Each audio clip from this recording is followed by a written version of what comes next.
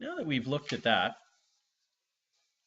I want you to think a little bit about your own characteristics as an instructor. In the second page of the handout, there's a section called Characteristics of Effective Trainers. And I wrote trainers because that's the book where it comes from, but you could easily say that that's facilitators as well. So I want you to look through the list here and the top 5, or the list that you had already generated yourself, the characteristics. I want you to think about questions 1 and 2 on this page. The first question is, um, of these characteristics, which do you have? Which do you feel are strong for you? And secondly, which characteristics do you think you need to improve or you would like to improve? So I think this is a useful exercise for everybody, and changes over time, I suspect, as well. So take a look at this list here and try to complete those. So we can pause here and come back in a moment.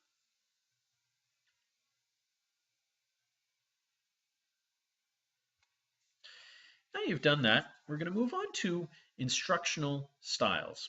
There are many models and concept maps and ideas relating to instructional styles.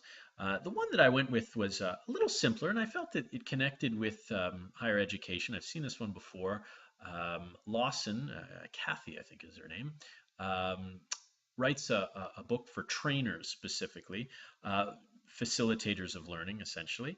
And she proposes, and you'll see on page 3, a model that really has 4 quadrants here that have 4 distinct styles: seller, coach, professor, and entertainer.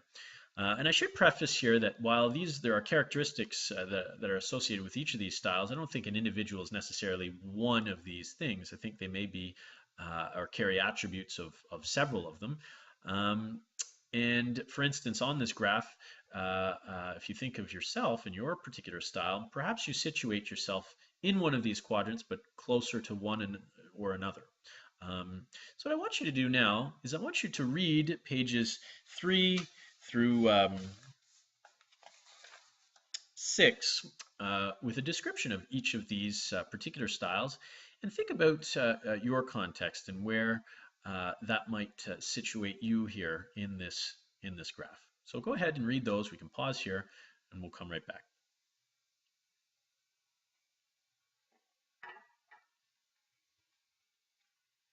Now that you've read that, I want you to think about the following questions. Right? I want you to identify the characteristics you feel you have from these styles. I want you to think about the ones that perhaps you might want to improve on. So very similar to the question you had before, but now thinking about your instructional style. Coming back, perhaps you situate yourself as more of a professor here, and you think perhaps that might be interesting in the given your context, your teaching context, in the context of your learners, that you need to be more of a coach for that content. Depending on what you're teaching, maybe you're going to find yourself in a different quadrant. Maybe if it's first year, you're going to be a little bit more over here, right? Whereas if you're a professor entertainer, whereas if you're in 4th year or a graduate school thing, maybe you're going to be a little bit more of a coach and a seller. Who knows? So give that some thought, given your context and where you feel that might situate you for this course. Now, following this, there are a series 2 questions on page 6, if I'm not mistaken. The questions are, am I as effective a trainer or a facilitator as I would like to be? Ask yourself that. Are you happy with where you situate yourself, given your context in this quadrant? Are you obtaining the results you want? That's the second question. Give that a few moments thought as well. And I mean, there's no box for this. You could scribble out a little response there. Just give it some thought. Maybe that'll help you move along with your thinking.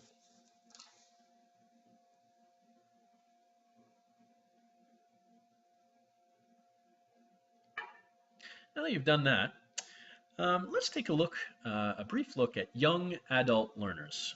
Very similar to adult learners, but particularly those coming out of high school in first or second year, if they're in their early 20s, may exhibit slightly different characteristics. Now, in page 7 of your handout, I've listed Malcolm Knowles's, Knowles's assumptions.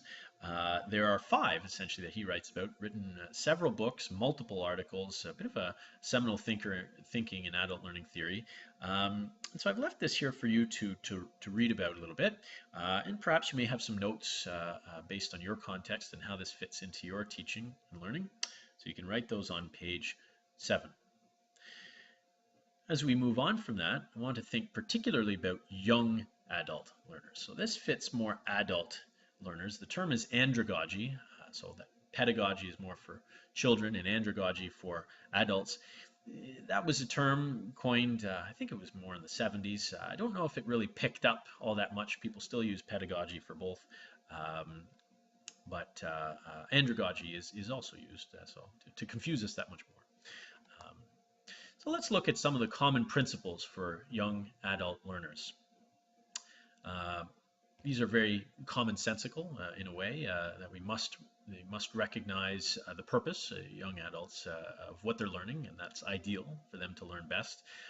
They prefer concrete to abstract items, want to solve very realistic problems and see the value in what it is they're learning and the examples that are shared. Learn better in more interactive forums. That's not everybody, but the majority of students learn better in those forums. Work off of past experience when building new knowledge or linking that to new material. They want to apply their learning right away. So if there's an assignment or something that they see value in or that they can utilize right away, that's quite helpful. And when they see a variety of teaching and learning methods to be able to touch on numerous preferences or exercise different capacities, that's commonly quite helpful as well. So that also affects the instructional style and choices that we make as we go along as well. This leads us into speaking a little bit about learning preferences. You'll see that I once wrote learning styles. That was commonly a coined term. It's my preference that we move away from that. Learning styles, in a way of the way it was formally presented, I think may or may not have been the best choice of terminology. I think no students align with a particular style, but generally have a series of preferences, some, depending on the context, that are more useful than others. Not sure what learning styles or preferences you've heard of before. Perhaps you've heard of visual learners and auditory learners or kinesthetic learners, people that like learn by doing very efficiently. There are numerous taxonomies of this and models to go from. I put this particular image here because I think it in a very humoristic way sort of shows a number of those things. You see learners that are processors or holistic learners, left-handed learners, right-handed learners, people who learn based on temperature, colder or warmer, environment, attitudes. They've got everything listed here. I remember there was something even in the New York Times once. It was a joke. It was on April Fool's Day. It was published that a series of studies had seen that olfactory learners were heavily influenced by the odors or the aromas or something that were pumped into their classroom. And so a series of schools and school boards in the United States had put these machines to create different smells in the classroom because that would enable learners to learn better given different conditions. So it was a big joke. It didn't actually happen, but they were playing off of these learning styles at the time. And so you can see there are probably many styles.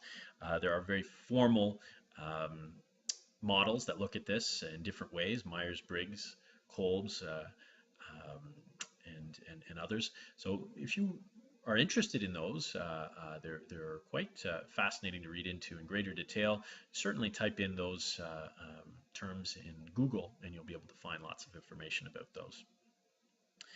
Now, if you're interested in your learning preferences and how that might have an impact on the decisions you make as you prepare your classroom environment.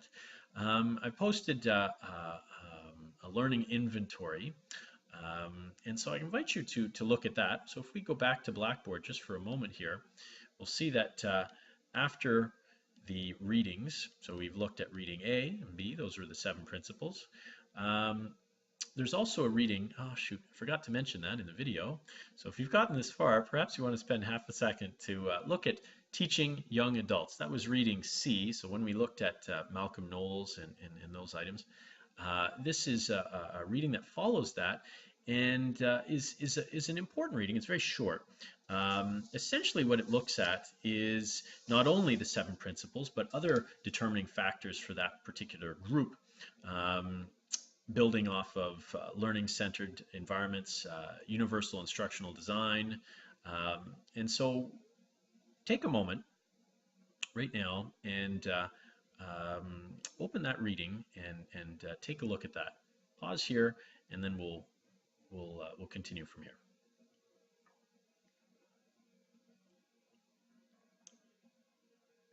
Now that you've had a moment to read reading C, teaching young adults, or it's not called that, but it speaks to learning-centered approaches and universal instructional design.